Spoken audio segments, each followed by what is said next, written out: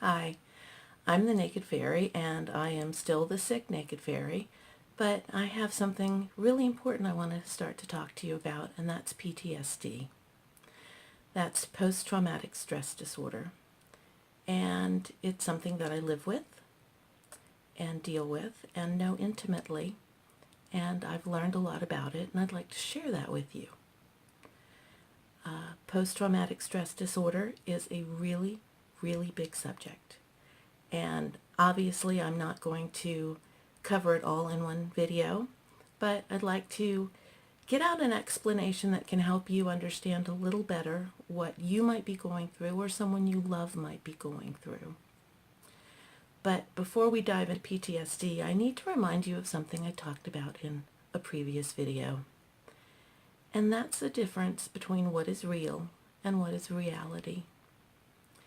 Remember that when we're a baby, we have a bubble that's this big, and this is everything we know. It is all of reality. And as we grow, as we age, as we mature, this bubble gets bigger. And throughout your life, this bubble, hopefully, will continue to get bigger. And this is part of emotional maturity as your bubble grows, and you become aware of the difference between what's inside your personal space and what's outside. Now, what's inside your space, no matter how big or small that space is, it's real. It's very, very real. I can't emphasize that enough. Your emotions, your thoughts, your beliefs, your perceptions, your experiences, they're yours and they're real. It doesn't matter that they're different from mine. They're yours and they're real. What they are not is reality. And that's reality with a capital R, objective reality.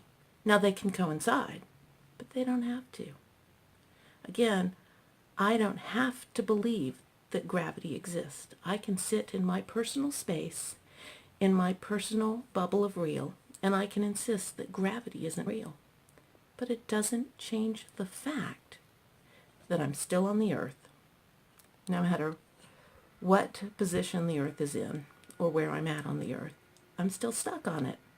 I'm not falling off. And that's a really important distinction. And let me give you a really practical example that happened to me. This happened many, many years ago. I got an email from my mom. It was one of those emails that gets forwarded, and it said, "Warning, you probably have a virus on your computer. Go into this specific file and see if you have this file there. You have this particular file. And if you do, that's a virus and you need to delete it immediately and reboot." Here's the thing. That particular file was a vital part of the Windows operating system. And if you deleted it and rebooted, wow, things would not work on your computer. This was actually a huge hoax that was going on at the time, but unknowing people were just forwarding this email to everyone. Now, my mom did not deliberately send me an email to disable my operating system. The people who sent it to my mom didn't deliberately send it to disable the operating system. Someone did. And people, because they read it, they just kept passing it on, not thinking about it. I am a skeptic. I question everything, and bless my parents because they never criticized or admonished my questioning. Every question I had, they answered to the best of their ability. And if it was a question that one couldn't answer, they would simply send me to the other parent. And if both of them couldn't answer it, they would find someone who could, or they would find me a book I could read that would answer the question. And so this skepticism, this questioning of things, has stayed with me. And so I looked up the name of this supposed virus and found out that it was not only part of your operating system, but that this was, in tech geek circles, this was a well-known hoax. So I replied to everyone on the mailing list and said, please, please, please, don't do this. And make sure that before you do something like this, or before you even send it on, that you check. You see, the email that I got was real. My mother's good intentions of passing it on to me were real. But the contents of the email did not match up with objective reality. It doesn't matter whether I believe the email was true or not. It simply wasn't factual in what it conveyed to me. So it's important to understand that the first thing about PTSD is it is an individual experience. It is extremely real, and don't let anyone tell you differently. What you experience is yours, and you have to deal with that. I tell you that it's not reality because I want you to understand that when you can start to connect what's going on in your real experience with reality, that's one step in helping it get better. But before we talk about getting it better, let's talk about what PTSD is. Post-traumatic stress disorder. First two words, post-traumatic. It happens in response to trauma. Now that trauma can be something you experience. It can be abuse. It can be an assault. It can be a car accident. It can be extremely bad news about your health. It can be warfare of some sort. It can also be something you observe. They've found that aid workers and disaster relief workers very frequently experience PTSD. Because you see, the common factor isn't what causes it, but your internal reaction to it. See, inside this bubble, inside this space of yours is everything. But this is a limited space. No matter how remarkable you are, you can only handle so much. You know that, okay? A simple thing like cutting your hair is an example of that. Those scissors can only come so close together before portions of your hair separate from the other portions. Well, it's kind of the same with extreme trauma. You can only experience so much extreme emotional response to that trauma before your psyche goes, dude, too much, and starts to separate it out from the rest. And it forms a smaller bubble around that trauma. Now, the thickness of that bubble is very dependent on each person. In extreme cases, particularly in cases of child abuse, where you don't have the emotional maturity, your psyche will take that and it will literally encase it so thickly and strongly that the rest of your consciousness can't see inside of it. And that's what they mean when they talk about repressed memories or amnesia to a trauma. Your psyche has simply totally closed it off because you're simply not strong enough to deal with it. Now, even the most closed off event will leak eventually, and you'll start to get clues. And if people around you are aware of clues, they'll start to get clues. And eventually it will open up. And this is when PTSD starts to happen. See, PTSD happens when something from outside reality pokes at that bubble, and suddenly you become aware of something in it in a way you weren't before.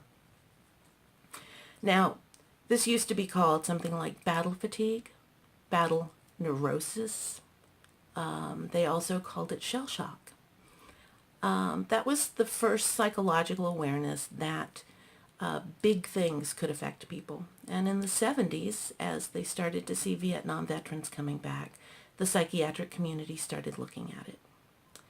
And in the 80s, they classified it as a stress disorder, and it became known and acceptedly known as PTSD, post-traumatic stress disorder. And again, this is about what you experienced, your emotional overload. And when something pokes at that enclosed bubble of trauma, you can get sucked into it, and suddenly you're re-experiencing things. Now, it could be a flashback where you're actually seeing or physically experiencing the events that happened. It could be something like a panic or anxiety attack. It could be a nightmare. There's lots of ways that this trauma can suck you in, and you can get stuck there. For me, sometimes what happens is I go completely silent. That's a big hint. I'm now at the point that most of the time I can articulate. I can say, wow, something has really overwhelmed me, or I am having a total panic attack. And the people around me, well, we've learned how they can help me. Because here's the reality of PTSD. You cannot get over it alone. You need help. And once again, PTSD is real. Do not let someone tell you it's all in your head. Well, it is all in your head, but what's in your head is real, okay? It's not make-believe. It's not fantasy. It's not being weak, and it's not giving in. It's real. Let me say that again. PTSD is real. And the panic attacks, the flashbacks, anything, the nightmares, anything you're feeling when you get sucked back in is real. And the only way to quit experiencing it in that moment is to climb out of the bubble. And that's really, really, really hard. You need tools. You need to develop tools that help you. You need to find people that can help you. Because once again, you can't do it alone. Sometimes people get stuck in PTSD in those bubbles for a long period of time. And these are people that can't function. They need serious, serious, serious help.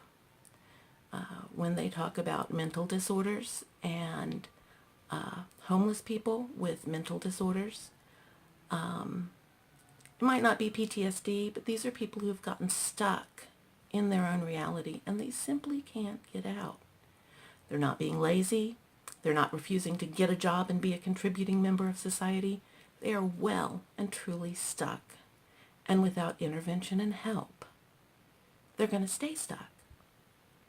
And you're going to stay stuck. Now maybe you're one of the lucky ones, and most of us are. We pop into our trauma and then we're able to crawl out. But we're going to keep popping in until we get help, until we learn how to connect what's inside this little bubble with our personal space. And then we connect it to the bigger reality. Okay, you need help. That help can take the form of therapy, both individual and group therapy, and it can be helpful to see other people struggling with something and hear what's worked for them and what hasn't. For some people, medication to change the chemicals coursing through your bloodstream, because stress and trauma changes your body physically. That's a reality, okay? If you experience an adrenaline surge, your blood chemistry changes. It's measurable, okay? And the reactions to that are documented and measurable, okay? Your individual experience may be unique to you, but objectively we know PTSD is real. I believe that when you're ready, you find the help you need, whether it's in a comic book or a TV show or the right person to talk to. And getting past PTSD, getting over it, is a really big subject, and we're going to be talking about that in other videos. But the important points I want to make is that PTSD is absolutely real. It is absolutely horrible. I wouldn't wish it on anyone. It's awful. But you can get help with it. I don't know if you ever completely get over it. Like I said, I've been in therapy for decades and I still have moments. Sometimes I have big moments. Most of the time they're fleeting, but I still have them. But I do know it gets better. Those moments happen less and less as I deal with things, as I connect things to reality. And it can get better for you too. It can get better. It really, really can. And whether you believe it or not, there are people who will help you. There are strangers out there who will help you. And you probably have people in your life that care about you that will help you. You might have pets that help you. I know that my cats can help ground me. And if I'm having a bad day, I can guarantee you that at least once during the day, every member of my family that lives with me will bring me one of the cats and say, "Here." And they'll look at the cat and they'll say, "Take care of Mommy," or "Take care of Fairy." I don't know if the cats understand, but just the act of them bringing it to me is a reminder that there's a bigger world out there. And no matter how bad I'm feeling at the moment, there's good things out there. I want you to know that I've already brought up some really big subjects, and if you have questions, or if you need to talk to someone, I do have an email. It's very simply thenakedfairy@gmail.com. And that's fairy spelled the Old English way. As it says in my opening and closing title, The Naked Fairy, F as in Frank, A-E-R-I-E, thenakedfairy@gmail.com. And if you have a question, or if you're having trouble finding resources, please email me and I will do my best to help you or to steer you to someone that can help you. Every major city has resources regardless of your income. And even if you live in a rural area, there's help. There is help. And it will get better. And once again, no matter where you are in your journey, whether you're trapped in a bubble, whether you are walking along and only occasional stub your toe on the bubble or anywhere in between, please remember that clothing is optional, but consent is not.